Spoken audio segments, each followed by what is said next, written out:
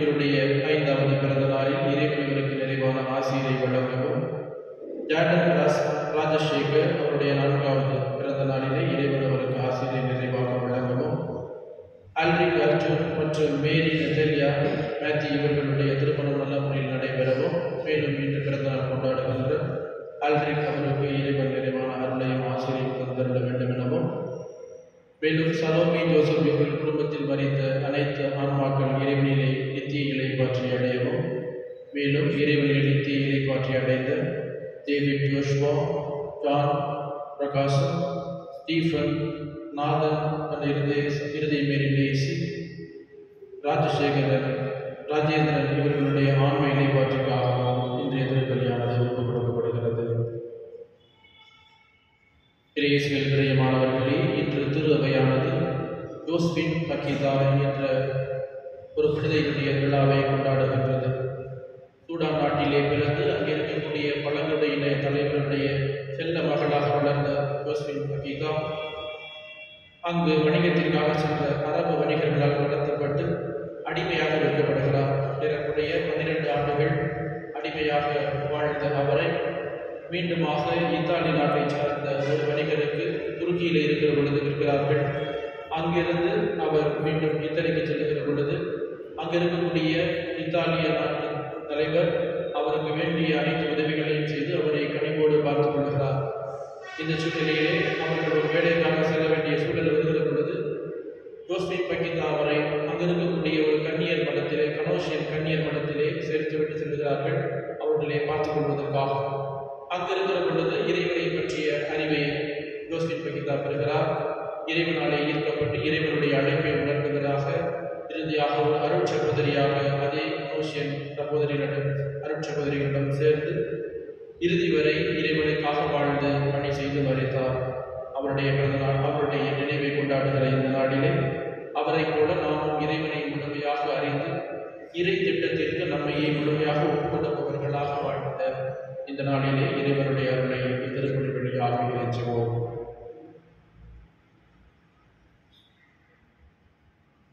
சகோதர சகோதரிகளே, தூய மறைநிகழ்வுகளை கொண்டாட நாம் தகுதி பெறும் பொருட்டு நம்முடைய பாவங்களை ஏற்றுக்கொள்வோம்.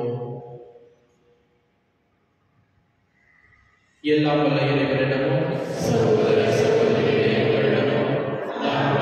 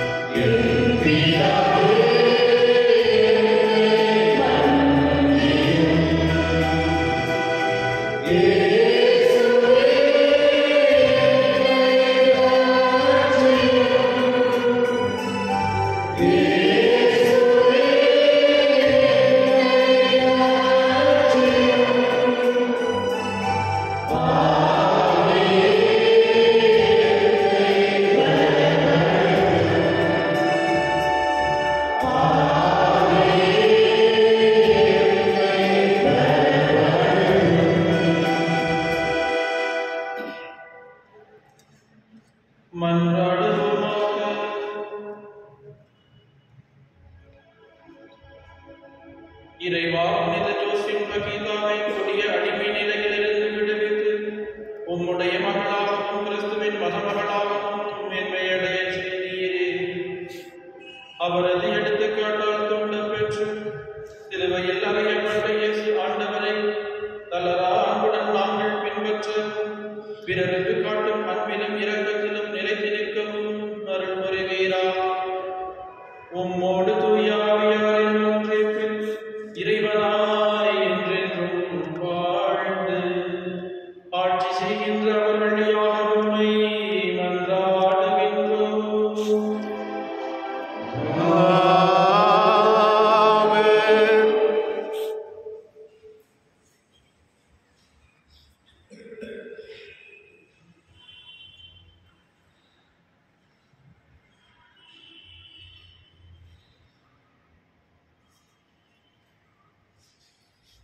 எபிரேயருக்கு எழுதப்பட்ட திருமுகத்தின் வாசகம்.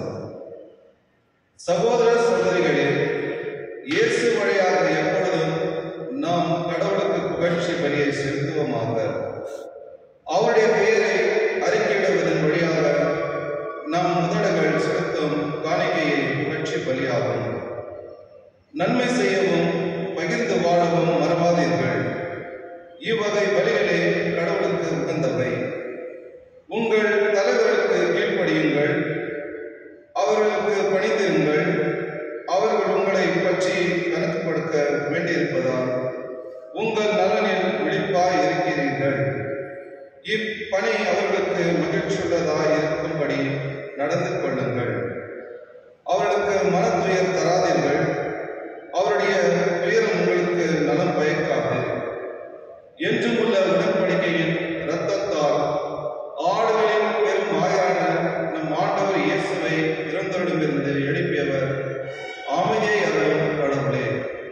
அவர் தாம் திருவுளத்தை நீங்கள் நிறைவேற்றும்படி எல்லா நன்மையும் செய்வதற்கு உங்களை ஆயத்தப்படுத்தி இயேசு கிறிஸ்து வழியாக தமக்கு உகந்ததை நம்மில் செய்தருவராக.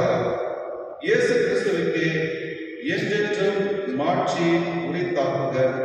ஆமென்.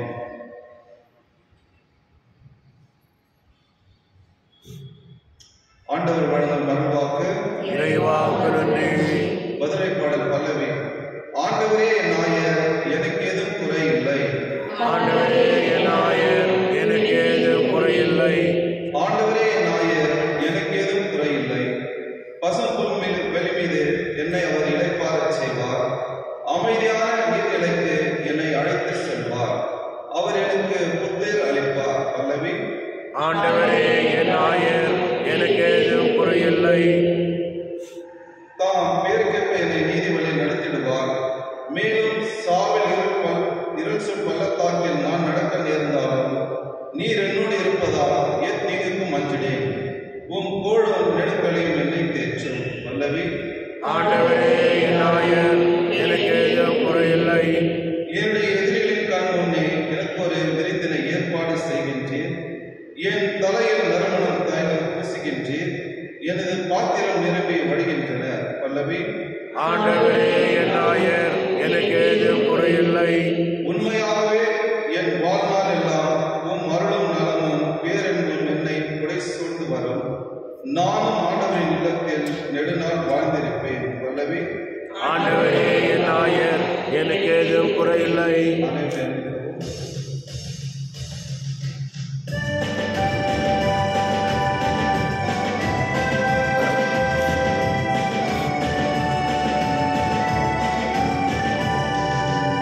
Alleluia, alleluia, alleluia, alleluia, alleluia, alleluia, alleluia, alleluia.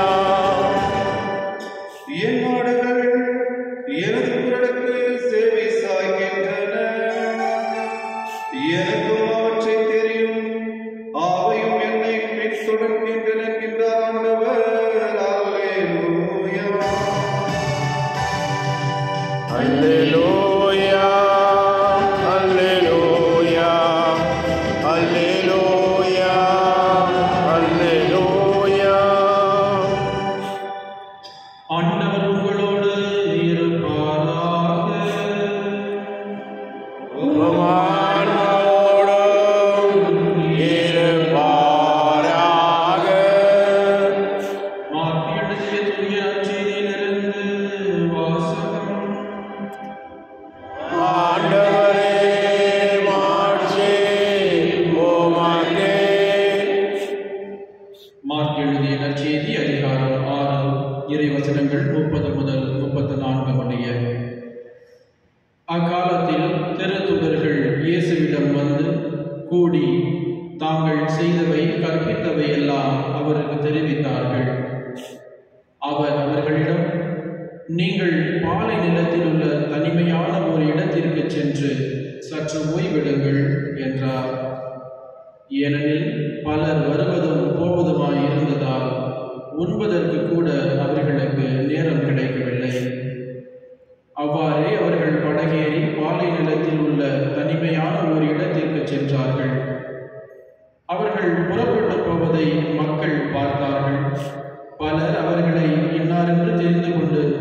எல்லா நகர்களிலிருந்தும் கால்நடையாகவே கூட்டமாய் ஓடி அவர்களுக்கு முன் அங்கு வந்து சேர்ந்தனர்.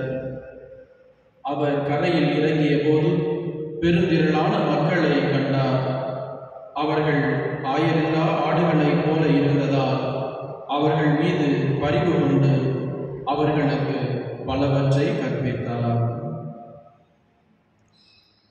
கிறிஸ்துவின் நற்செய்தி. கிறிஸ்துவே உமக்கு புகழ்.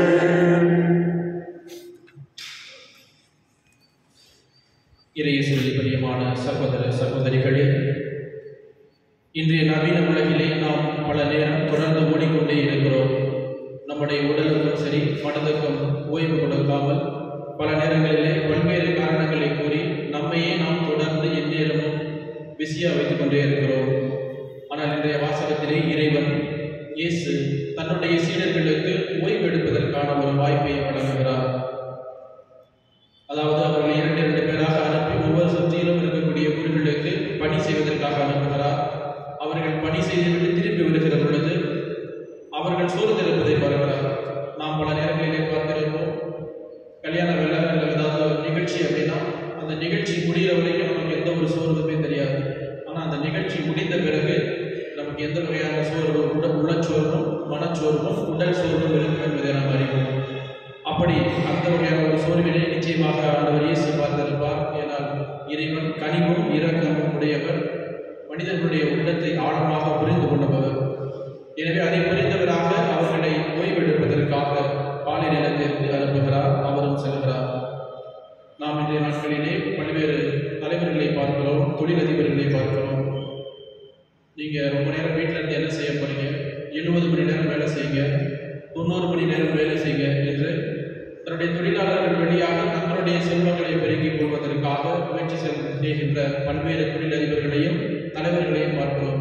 ஆனால் இங்கு இயேசு அவர்களுக்கு ஓய்வு கொடுக்கக்கூடிய ஒரு தலைவராக செயல்படுகிறார். பல நேரங்களிலே நமக்கும் ஓய்வு தேவைப்படுகிறது. எத்தகைய ஓய்வு? நாம் சென்று கொண்டிருக்கக்கூடிய இந்த வேகமான உலகிலே இறைவனை நாடி வந்து அவருடைய சந்நிதியிலே நம்முடைய வாழ்வு எப்படி சென்று கொண்டிருக்கிறது என்பதை பல நேரங்களில் நாம் சிந்திப்பதற்கு தவறிவிடுகிறோம். நாம் பிஸியாக ஓடிக்கொண்டிருப்பதற்கு பல காரணங்கள் இருக்கலாம். ஆனால் நாம் இறைவனுடைய சந்நிதியை நாடி வந்து அவரிடத்திலே நம்மை முழுமையாக ஒப்படைத்து நாம் நம்முடைய வாழ்க்கையை எப்படி வாழ்ந்து கொண்டிருக்கிறோம் என்பதை சிந்திப்பதற்கும் இந்த ஓய்வு நமக்கு நிச்சயமாக தேவைப்படுவதை நாம் பார்க்கிறோம். எனவே இந்த சூழ்நிலையிலே இறைவனை நாடி வந்து இறைவனிலே நாம் முழுமையாக ஓய்வினை பெறுவதற்காகவும் இப்படி ஓடிக்கொண்டிருக்கிற உலகிலே நமக்கும் ஓய்வு தேவை. அத்தகைய ஓய்வினை இறைவனுடைய சந்நிதியை நாடி வரவும் இயேசுவை போல ஒரு நல்ல தலைவராக, தனக்கு கீழே இருப்பவர்களை புரிந்து கொண்டவர்களாக, குடும்பத்தில் இருந்தாலும் சரி, நம்முடைய தொழிலில் இருந்தாலும் சரி, நமக்கு கீழே இருப்பவர்களையும் நம்மை நம்பி இருப்பவர்களையும் முழுமையாக புரிந்து கொண்டு அவர்களை கனிவோடும் இரக்கத்தோடும் நடத்துபவர்களாகவும் நாம் தொடர்ந்து வாழ்ந்த இறைவனிடத்திலே அருளை வேண்டி தொடர்ந்து திருப்பலியிலே பங்கு பெறுவோம்.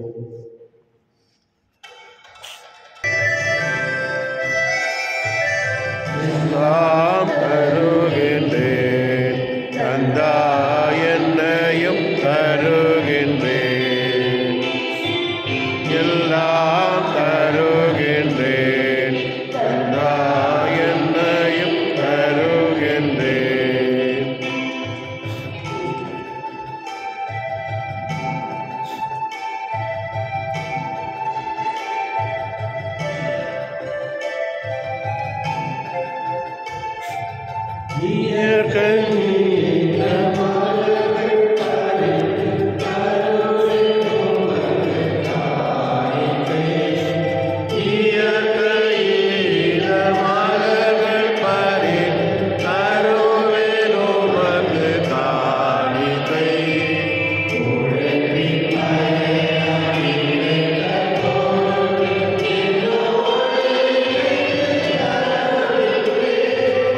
என்னோடு இணைந்து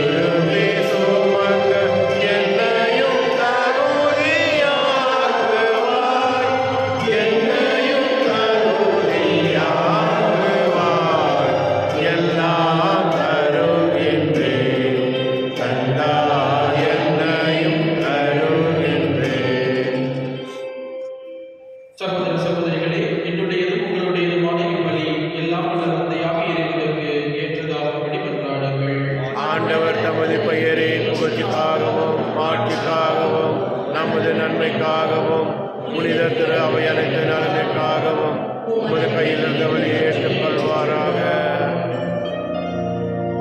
ஆண்டவரே, எங்கள் பணிகளை காணிக்கையாக உமது பீடத்திற்கு கொண்டு வருகின்றோம். இவற்றை கனிவுடன் ஏற்று எங்களது மீட்பின் அருளடையாளமாக மாற்றுவீராக. எங்கள் ஆண்டவராகிய இயேசு கிறிஸ்து வழியாக உம்மை மன்றாடுகின்றோம். ஆமென். ஆண்டவர் உங்களோடு இருப்பாராக. உம் ஆன்மாவோடும் இருப்பாராக. இதயங்களை மேலே எழுப்புங்கள். ஆண்டவரிடம் எழுப்பியுள்ளோம். இறைவனாகிய ஆண்டவருக்கு நன்றி கூறுவோம். அதுவே தகுதியும் நீதியும் ஆனது. தூயவரான தந்தையே, உம் அன்பார்ந்த மகன் இயேசு கிறிஸ்து வழியாக எந்நாளும் எவ்விடத்திலும் நாங்கள் உமக்கு நன்றி செலுத்துவது மெய்யாகவே தகுதியும் நீதியுமாகும். எங்கள் கடமையும் மீட்புக்குரிய செயலுமாகும். உம் வார்த்தையான அவர் வழியாக அனைத்தையும் படைத்து அவரையே மீட்பராகவும் ஈடேற்றுபவராகவும் எங்களுக்கு அனுப்பினீர். அவர் தூய ஆவியால் உடலெடுத்து கன்னி மரியாவிடமிருந்து பிறந்தார். அவர் உமது திருவுள்ளத்தை நிறைவேற்றி புனித மக்களை உமக்கு பெற்றுத்தர தம் கைகளை விரித்து பாடுபட்டார். இவ்வாறு அவர் சாவை வென்று உயிர்ப்பை வெளிப்படுத்தினார். ஆகவே பாரதோரோடும் புனிதர் அனைவரோடும் சேர்ந்து நாங்கள் உமது மாட்சியை புகழ்ந்துரைத்து ஒரே குரலாய் சொல்லுவதாவது: தூயவர், தூயவர், வான்படைகளை படைத்தாம் ஆண்டவர், நிலவும் மன்னரும் உமது மாட்சியால் நிறைந்துள்ளது. உன்னதங்களிலே ஓசானா. ஆண்டவர் பெயரால் வருகிறவர் ஆசி பெற்றவர். உன்னதங்களிலே ஓசானா. ஆண்டவரே, நீர் மெய்யாகவே தூயவர், தூய்மை அனைத்திற்கும் ஊற்று. ஆகவே உம்முடைய தூய ஆவியை பொழிந்து இக்காணிக்கைகளை தூய்மைப்படுத்த உம்மை வேண்டுகிறோம். இவ்வாறு எங்கள் ஆண்டவர் இயேசு கிறிஸ்துவின் உடலும் இரத்தமுமாக எங்களுக்கு இவை மாறுபடுவாக.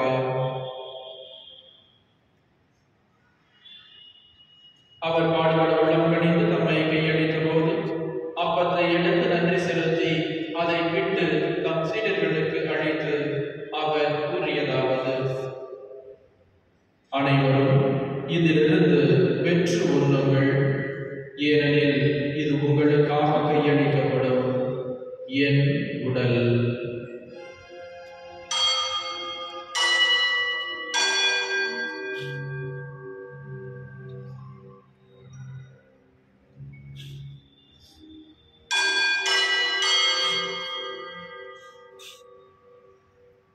அவ்வண்ணமே இரவு விருந்தை அருந்திய வெண்கிண்ணத்தையும் எடுத்து மீண்டும் உமக்கு நன்றி கூறி தம் சீடர்களுக்கு அளித்து அவர் கூறியதாவது: அனைவரும் இதிலிருந்து பெற்று பருகுங்கள். ஏனெனில் இது புதிய நிலையான உடன்படிக்கைக்குரிய என் இரத்தத்தின் கிண்ணம். இது பாவ மன்னிப்புக்கென்று உங்களுக்காகவும் பலருக்காகவும் சிந்தப்படும். இதை என் நினைவாகச் செய்யுங்கள்.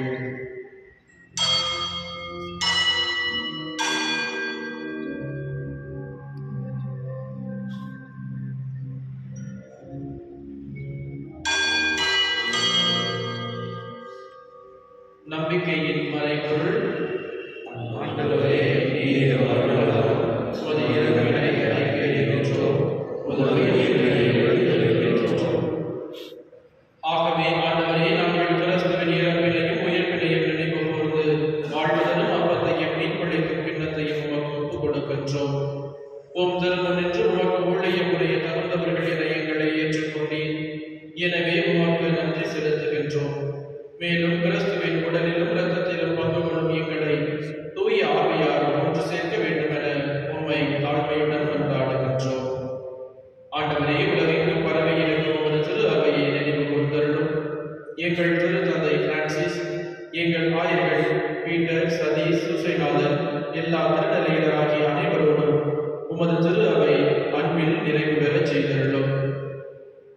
இன்று நாங்கள் நினைவு கூறுகின்ற ஒவ்வொருவரையும் நினைவு கூர்ந்து அவர்களுக்கு நித்திய இளைப்பாற்றி அளித்தருள உம்மை வேண்டுகிறோம். இன்று பிறந்த நாள் கொண்டாடுபவர்கள் அனைவரையும் ஆசீர்வதித்து அவர்களுடைய வாழ்வை அனைத்து நலன்களாலும் அறக்குறைகளாலும் நிரப்பிட இந்த நேரத்திலே உம்மை கெஞ்சி மன்றாடுகின்றோம். மேலும் உயிர்த்தெழும் எதிர்நோக்குடன் துயில் கொள்ளும் எங்கள் சகோதர சகோதரிகளையும் இறந்தோர் அனைவரையும் இரக்கத்துடன் நினைவு கூர்ந்து உமது திருமுக ஒளியினுள் ஏற்றருளும். எங்கள் அனைவர் மீதும் இரக்கமாயிரும்.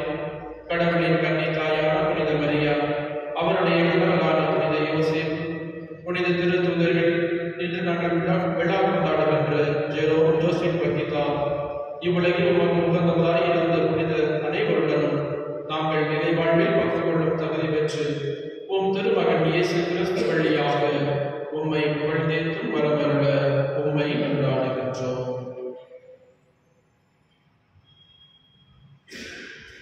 இவர் வழியாக இவரோடு இவரில் எல்லாம் வல்ல இறைவனாகிய தந்தையே,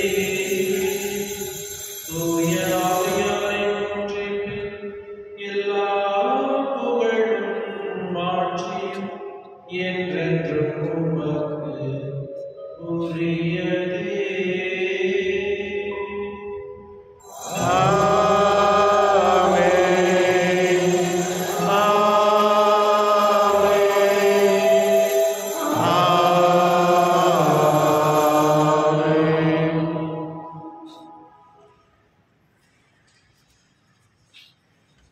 இறைவனை தேடி வருபவர்களாக நாம் வாழ்ந்திட இறைவன் இயேசு நமக்கு கற்றுக் கொடுத்த ஜெபத்தினை சொல்லுவோம்.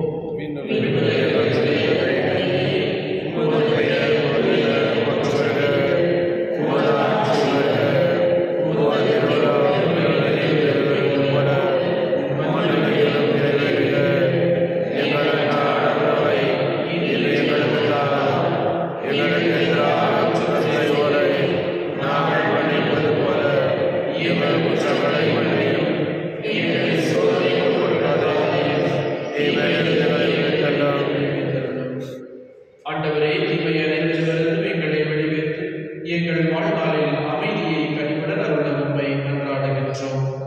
உமது இரக்கத்தின் உதவியால் நாங்கள் பாவத்திலிருந்து எப்போதும் விடுதலை பெற்று யாதொரு கலக்கமுமின்றி நலமாயிருப்போமாக.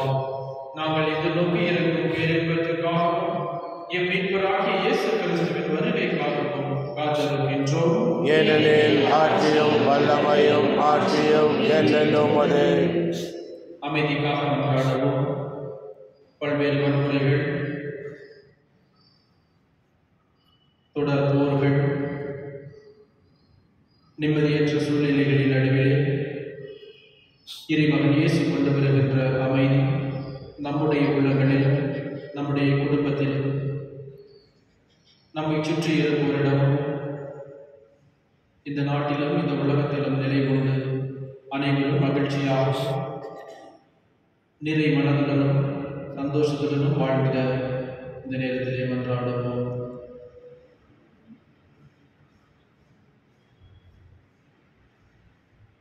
ஆண்டவரே இயேசு கிறிஸ்துவே, அமைதியை உங்களுக்கு விட்டுச் செல்கிறேன், என் அமைதியை உங்களுக்கு அளிக்கின்றேன் என்று உம் திரு தூதர்களுக்கு மொழிந்தீரே. எங்கள் பாவங்களை பாராமல் உமது திரு அவையின் நம்பிக்கையை மட்டுமே கண்ணோக்கி உமது திருவுள்ளத்துக்கு ஏற்ப அதற்கு அமைதியையும் ஒற்றுமையையும் அளித்தருள்வீராக. என்றென்றும் வாழ்ந்து ஆட்சி செய்கின்றவர் நீரே. ஆண்டவருடைய அமைதி உங்களோடு என்றும் இருப்பதாக. ஒருவருக்கொருவர் கிறிஸ்து வழங்கிய அமைதியை மற்றவரோடு பகிர்ந்து கொள்வோம்.